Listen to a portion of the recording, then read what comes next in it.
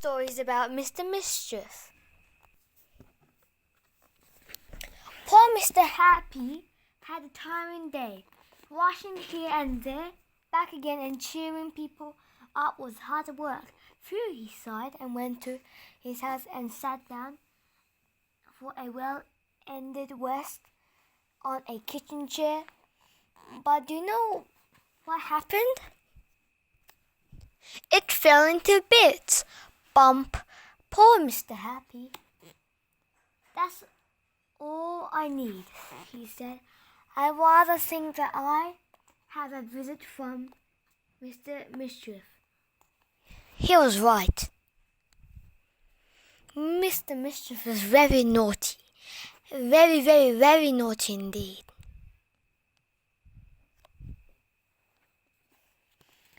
Outside Mr. Happy's house, and running away as fast as his little legs would carry him, was a small mischief figure, Mr. Mischief. Oh, Mischief. Glorious Mischief, he cried. I do so I love it. He ran giggling into the night. He was laughing and giggling. Guess how much is so naughty?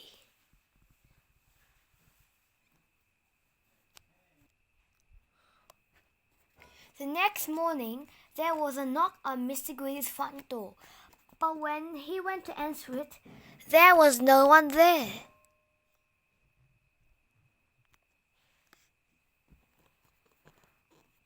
But what was there was a box, and inside the box was a large chocolate cake filled with cream and the most delicious looking pink icing.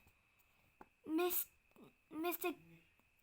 Greedy's eyes gleamed. He licked his lips, shut his eyes, and opened his mouth and took a large bite. Ah! The chocolate wasn't chocolate. It was mud. The cream inside wasn't cream. It was cotton wool. And the delicious-looking pink icing wasn't icing at all. It was toothpaste. It started from morning to night, night to morning, until it came dark. And outside Mr. Greedy's house, outside Mr. Greedy's house, and running away as fast as little legs would carry him, was a small mischievous figure, giggling as he ran. That's not all. That very same morning, Mr. Flynn discovered that sun filled his hat with treacle, very sticky treacle. Can you guess who that sun might have been? However, the very same afternoon, Mr. Mischief did something that he was trying to regret. He was to regret.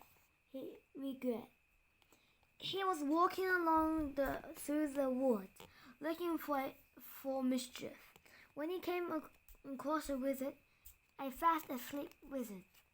I know, giggled Mr. Mischief. I'll change the wizard's wand to an ordinary piece of wood, and then he can't do any magic. He grinned, and Mischief grinned, and crept quietly towards the stumbling wizard. Mr. Mischief reached carefully out and seized the wizard's magic wand. But he didn't know what the wizard's wand don't like to be seized. Help! Shrieked the wand in a high,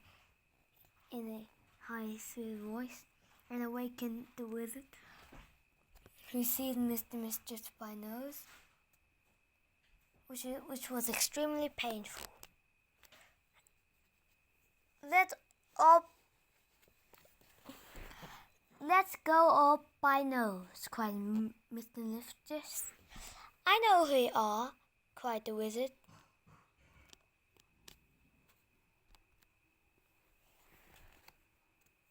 You are Mr. Mischief, who soared through poor Mr. Happy's chair legs and baked a rather unusual cake for poor Mr. Greedy. Put the tentacle in Mr. Funny's hat. I've been here all about you. Let's go all by nose, cried Mr. Mischief again.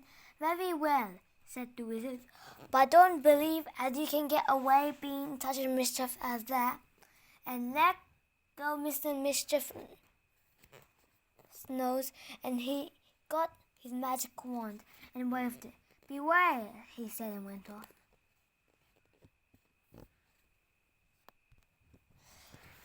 Silly wizard, muttered Mr. Mischief. Can't you take a joke? And he went home. Silly wizard, he said again, and sat down on the kitchen. Bump.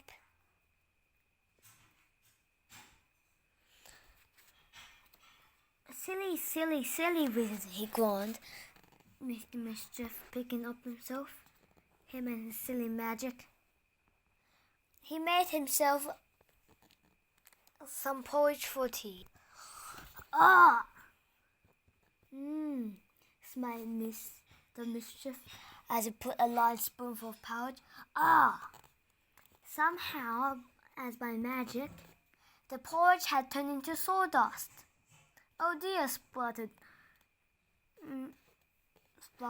Mr. Mischief. Perhaps I had better not get up to quite of mischief in future after all. And he went up. He jumped in his bed. Splosh! The bed was full of raspberry jam. Oh dear, sighed Mr. Mischief. I think it's definitely must not get up so quite of much mischief. And do you know what? Do you know something? The next day after he was good as gold, and the next day, the week after, and last day a week. That old Mr. Mischief had got better of him. He just couldn't help himself. It was Sunday night. He crept into Mr. Funny's house and fast asleep. Can you guess what he did? Oh, what a beautiful piece in the perfect mischief, he cried as he ran giggling home. He'd cut off half of Mr. Funny's mustache. Isn't that terrible? Poor Mr. Fuzzy. He was absolutely horrified when he awoke and found out. But even that terrible piece of Mr. Mischief is not the end of the Mr. Mischief story. So, before you read this, the last page, just take a look out on the window. Go on. You can't see a small Mr. Mischief figure anywhere about. Can you? Are you sure? This is the end of Mr. Mischief's story. Be sure to like and subscribe. Just telling you, there are no more pages after the last page. And no more words after Are You Sure? The end.